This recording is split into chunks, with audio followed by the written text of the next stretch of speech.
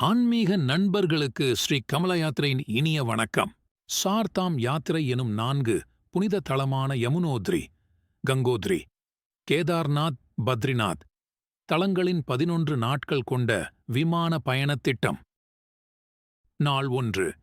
அதிகாலையில் சென்னை மற்றும் மற்ற நகரங்களில் இருந்து விமானம் மூலம் புறப்பட்டு டெல்லி சென்று, காலை உணவுக்கு பின் டெம்போ டிராவலேர் மூலம் 4 மணி நேரம் பயணம் செய்து ஹரித்வார் வந்து சேர்கிறோம். ஹரித்வார் ஹோட்டல் ரூம் சென்று மதியம் உணவுக்கு பிறகு ஸ்ரீ மானசா தேவி கோயில், சண்டி தேவி கோயில் தரிசனம் செய்கிறோம். மாலை 6 மணி அளவில் கங்கை ஆர்த்தி தரிசனம் செய்து பின் ஹோட்டலில் இரவு தங்குகிறோம். நாள் 2.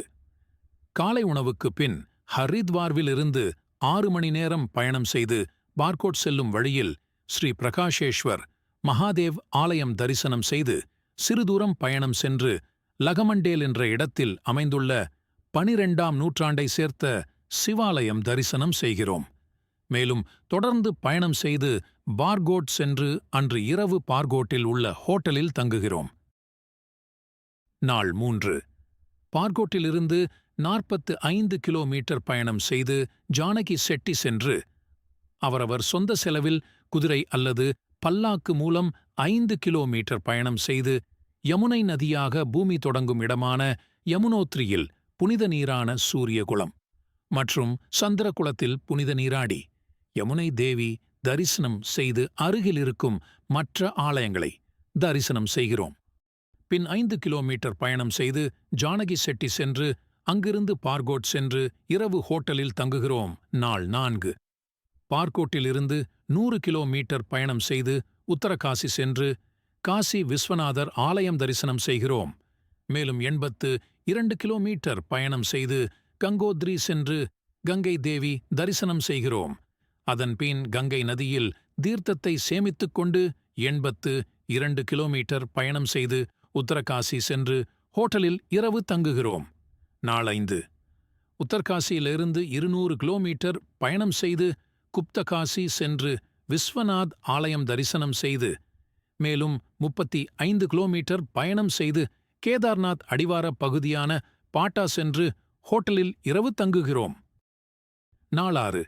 காலையில் 12 ஜோதிலிங்கம் மற்றும் பஞ்ச கேதார கோவில்களில் ஒன்றான கேதார்நாத் ஆலயம் தரிசனம் செய்ய அவரவர் சொந்த செலவில் ஹெலிகாப்டர் அல்லது பல்லாக்கு அல்லது குதிரை மூலம் பயணம் செய்து கேதார்நாத் ஆலயம் தரிசனம் செய்து பின் பைரவாநாத் ஆலயம், ஸ்ரீ ஆதி குரு சங்கராச்சாரிய சமாதி மற்றும் பீம்சில்லா தரிசனம் செய்து ஹெலிகாப்டர் அல்லது பல்லாக்கு அல்லது குதிரை மூலம் பயணம் செய்து பாட்டா சென்றிரவு ஹோட்டலில் தங்குகிறோம். நாள் 7. பாட்டாவிலிருந்து ஜோஷிமத் செல்லும் வழியில் கேதார்நாத்தின் உற்சவ வழிபாட்டு சன்னதியான யூகிமத் ஆலயம் தரிசனம் செய்கிறோம்.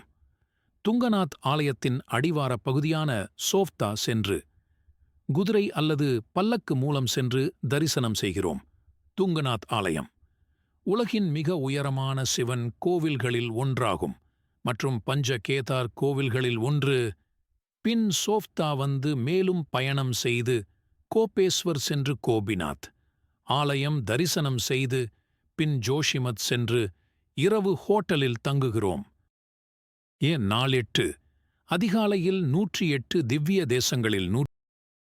திவ்ய தேசங்களில் ஒன்றான ஜோஷிமத் நரசிம்மர் ஆலயம் தரிசனம் செய்கிறோம் மற்றும் அனுமன் செட்டியில் அனுமன் ஆலயம் தரிசனம் செய்கிறோம். மதியம் உணவுக்கு பிறகு மானா கிராமத்தில் வியாசர் குகை,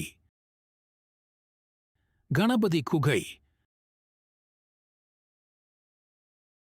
சரஸ்வதி ஆலயம், சரஸ்வதி நதி, பீம் பாலம் தரிசனம் செய்து பத்ரிநாத் சென்று மாலை 108 திவ்ய தேசங்களில் ஒன்றான விஷால் பத்ரி தரிசனம் செய்து இரவு பத்ரிநாத்தில் ஹோட்டலில் தங்குகிறோம். நாள் 9. அதிகாலையில் பத்ரிநாத்தில் தப்த குந்து வெந்நீர் ஊற்றில் குளித்து அதன் பின் பிரம்ம கபாலத்தில் நமது முன்னோர்களுக்காக தர்ப்பணம் தருதல். மீண்டும் விஷால் பத்ரி தரிசனம் செய்து காலை உணவுக்கு பிறகு ஸ்ரீநகர் செல்லும் வழியில் அலக்நந்தா ஆறு மற்றும் தௌலி கங்கை ஆறும் ஒன்று கூடும் இடமான விஷ்ணு பிரியாகையும், நந்தாகினி ஆறும் மற்றும் அலக்நந்தா ஆறும் ஒன்று கூடும் இடமான நந்த பிரியாகையும், பிந்தர் ஆறும் மற்றும் அலக்நந்தா ஆறும் ஒன்று கூடும் இடமான கர்ண பிரியாகையும், மந்தாகினி ஆறும் மற்றும் அலக்நந்தா ஆறும் ஒன்று கூடும் இடமான ருத்ரப்பிரியாகை ஆகிய நதிகளின் சங்கமத்தை தரிசனம் செய்தல். 51 சக்தி பீடங்களில் ஒன்றான தாரி தேவி ஆலயத்தை தரிசனம் செய்து இரவு ஸ்ரீநகர் ஹோட்டலில் தங்குகிறோம். நாள் 10.